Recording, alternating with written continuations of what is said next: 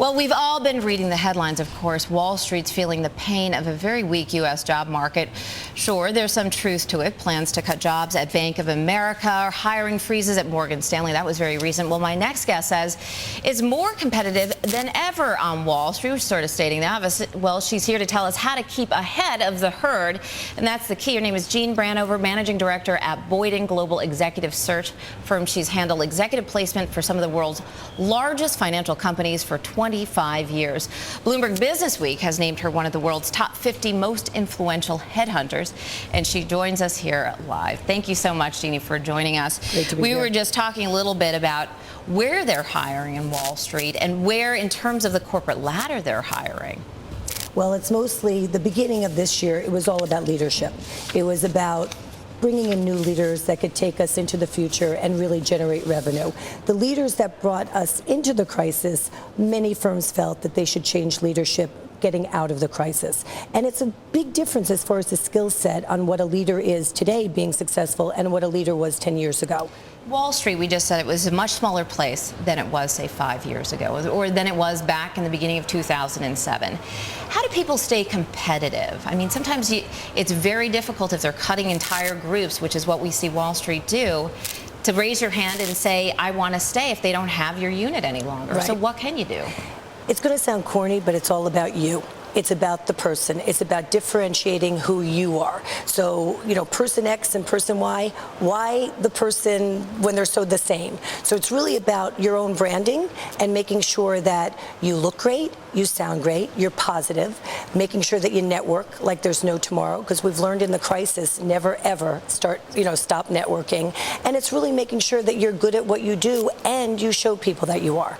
Should you be willing to be flexible? I mean, should you be willing to say, look, I worked in this group, but I'd really like an opportunity to be part of this group? It's even more than flexible as far as groups. It's also flexible about, will you relocate?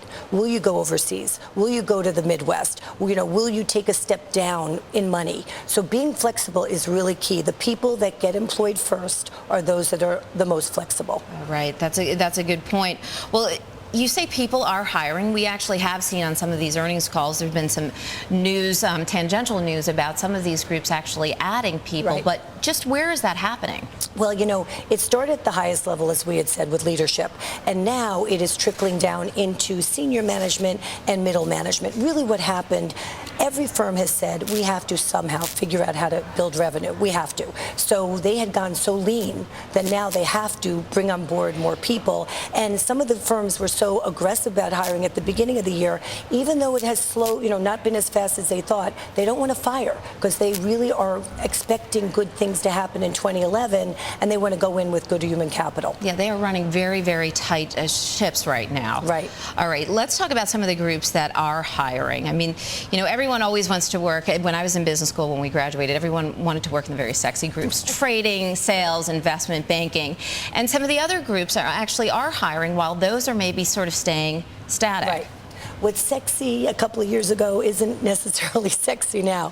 So, and I speak a lot at the MBA schools, and you'd be surprised how successful they've been placing their recent MBAs this year compared to last year. It's up like 98%, so it's really amazing. That is amazing. And they really feel that the students are looking at being much more aggressive about different areas. It's not about trading. It's not about investment banking. It might be about wealth management. It might be about treasury services. There's areas that are hiring that are different than were hiring 5-10 years ago. So the students and people are realizing go where the hiring is. Things like compliance. I mean, that's certainly not the sexiest name out there. But this is a compliance risk management, which is actually a fascinating field, and it's one that I would imagine is growing just in light of the stuff that we're seeing now with securitization and mortgage mess and foreclosure fraud. So that I could see actually developing. But what other tips do you have? Some final tips. We got to go in just a second. I would say for anyone that's looking for a job or even moving from one job to another, differentiate yourself, network, and make sure that you have leadership skills, make sure that you are someone that's noticed, and make sure that you get to know everybody out there. All right. Thank you so much, Jeanne Branthover, Managing Director of Boyden Global Executive Search Firm.